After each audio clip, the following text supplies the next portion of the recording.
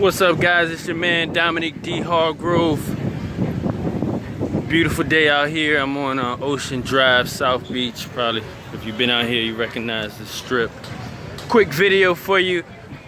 3 ways mass communication students use their degree.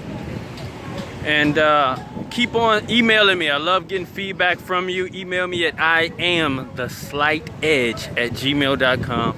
I love hearing you guys' feedback. It helps me to create more productive content for you, because I serve as a tool and a resource for you guys to make a quantum leap, an accelerated journey in your path to reaching your highest potential. So and the reason I'm speaking on this topic is I majored in and got my undergrad degree from Virginia State University in mass communications.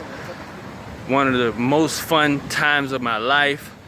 But what I did in high school was I took 4 years. We had the opportunity to either take something in humanities, like an advanced study in humanities, or mass communications. And I was so glad that I took mass communications as a extra course in high school, because it prepared me for my journey in life. And if you just, we're going to get into those 3 ways mass communication students use their degree. But if you just look at your life, because I know you're asking, what's my purpose? You're finding your purpose, you're discovering your purpose, and you're matching it up with how you're going to make money. You're matching your purpose up to how you're going to have a career and have enough money to have your own place, travel, do things you love to do.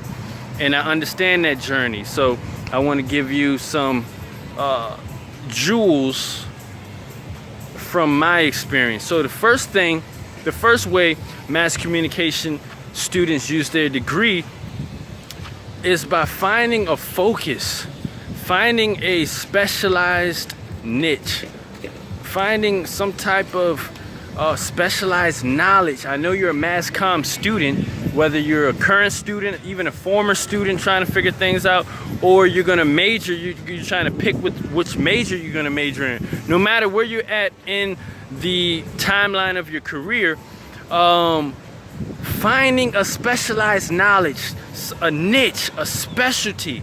So don't just say you're a mass comm student. Don't just go to the class like an average student, but find a specialty.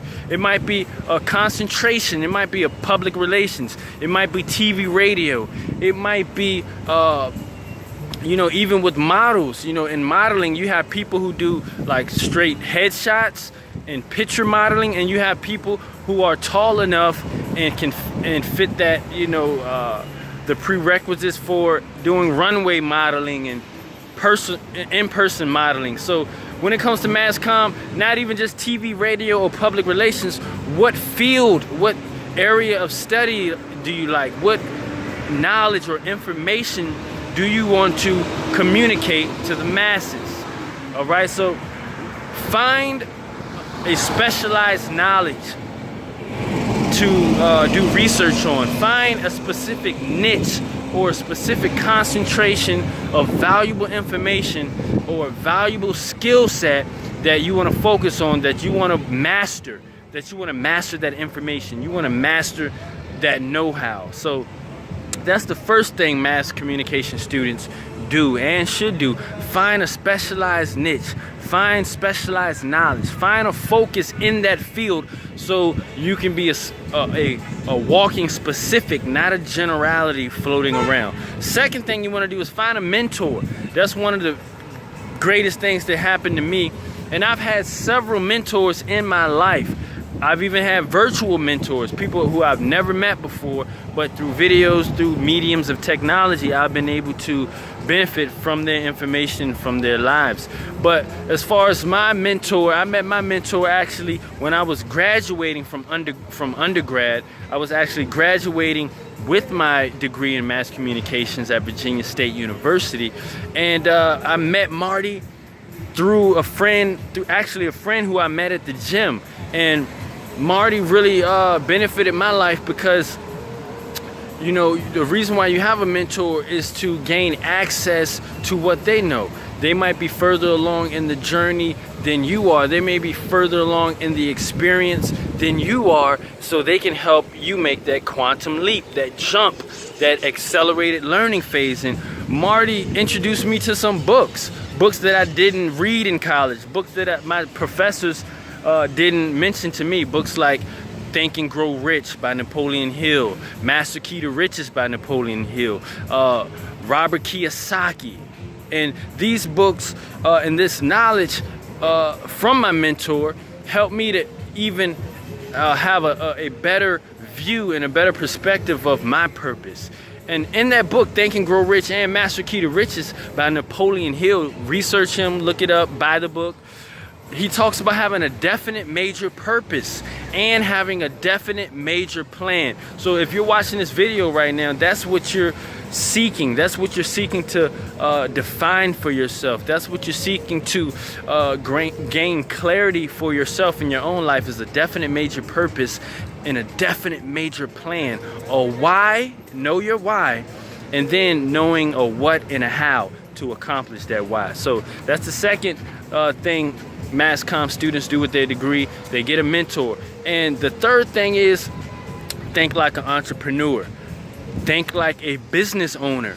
You see, coming out of college, God, you know, the Holy Spirit, the God within me was telling me that, you know, even though I have the skill sets to get a job, don't just depend on a job. So I began to prepare myself to be creative, prepare myself to learn how to come up with my own opportunities, learn how to give value, learn how to be an entrepreneur, learn how to increase my skill sets in being and giving value, marketing. And so I knew coming out of college, and I went on to get my master's degree in sport management, I knew that I needed to utilize my skill sets to be an entrepreneur, to think like a business owner. And that's one reason why you want to have a mentor as well, because my mentor gave me a book by Robert Kiyosaki called Rich Dad Poor Dad, and he introduced me to the concept of passive income. And that's the type of money you want to make. You want to make the type of money that comes to you while you sleep. You want to make the type of money that comes to you while you're eating breakfast. The type of money that's not dependent necessarily on your physical presence being there. The type of money that's not necessarily dependent upon you using your time to make it. And that's the concept my mentor introduced me to: passive income, residual income, building an asset for myself, building an asset that would produce value for me, that would give, you know, after a certain amount of time, maybe 2 to 5 years of concentrated effort and work, doing the work one time though, not starting off at zero every day, but actually accruing financial success. And so thinking like an entrepreneur, thinking like a business owner, thinking about passive income, thinking about building your own assets. That could be through publishing books, writing books. That could be through another way of having passive or residual income is through music. You know, making your own music, writing, publishing deals, art, building a marketing system, building a marketing program,